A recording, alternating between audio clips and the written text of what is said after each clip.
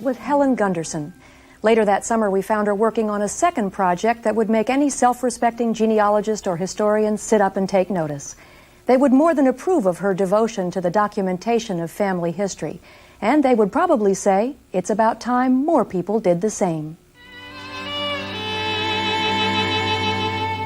It's a monument that's sort of gone, and soon they're going to tear down the crib, and who knows how much longer the barn will last. Helen Gunderson hopes that people will share her sense of loss as they view the photo exhibit, House at the Home Place. This display at the Iowa Time Expo portrayed the demolition of her beloved grandparents' farm home near Rolfe, Iowa. Helen feels a strong urge to interpret her country roots, even though she currently lives in California.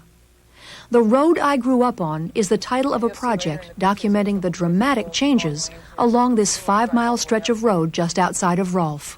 But anyway, there would have been this long lane here, and big trees on both sides, and a lot of buildings up there. And this is all that's left. Helen faintly remembers as a toddler riding up the lane in the family car to buy milk, cream, or eggs from Mrs. George. There were once 11 active farms along the road, and children filled half a school bus. Now only 4 operative farmsteads remain, and no children have lived here for the past decade. You never know how much longer a building's going to be someplace. And when the final decision will come to clear it out and, there'll be nothing left. For instance, when I was growing up, I knew the Pages that lived here. Max Page was in Helen's class, and while the Page kids were horsing around, Max would climb the windmill as a lookout to see when Mom and Dad were returning from town. We lived in that place up there, that's where we lived, and so sometimes we'd walk over here and visit Joe, and his sisters had horses, and they'd let me ride the horses. And I thought at the time I was helping take care of the horses and growing up that it looked awful glamorous to be in the city or in the town and work in a filling station. My dad had to change from horses to mechanical means, and that was what really got me interested in farming. Gee whiz, if it continues this way, whoever's farming this country, they'll have no neighbors, and that seems kind of tragic.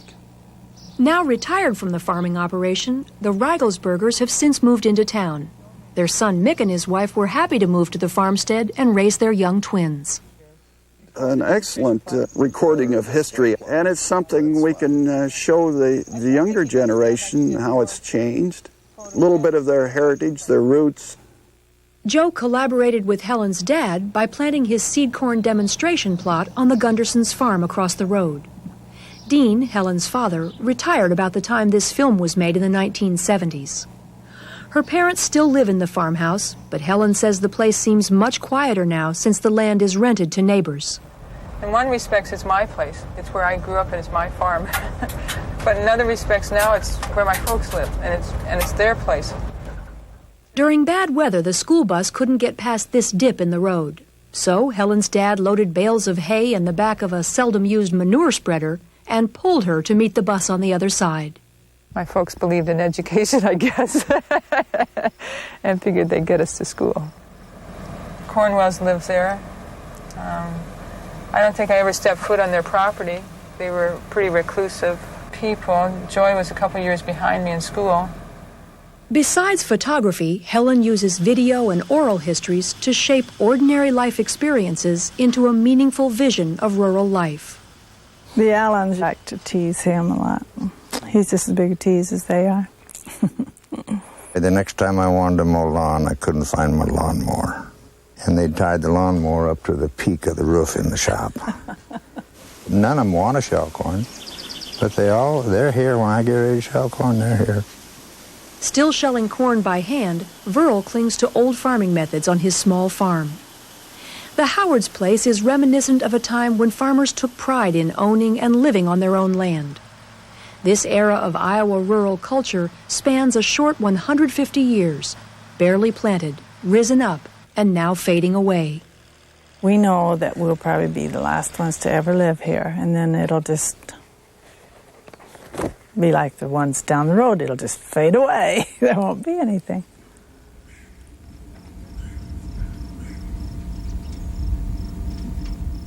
Years ago, most farms raised a variety of animals to survive. But now the only livestock raised on the road belongs to Marjorie Harold and her son Paul.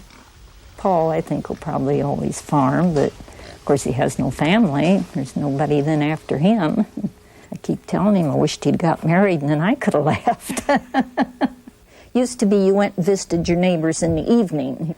I think that's something that's lost that was really good.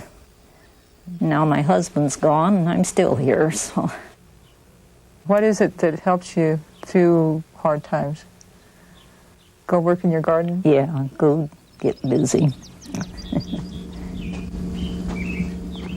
This is where there used to be oodles of kids.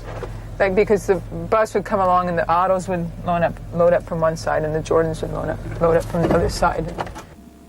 The distance from Rolfe made it harder for Helen to socialize with town kids. But the freedom to ride horses, or the calves on the Otto's farm. Well, I think what I remember most is falling off and landing in the real soupy cow manure. It's a short memory, but it's one that's pretty vivid.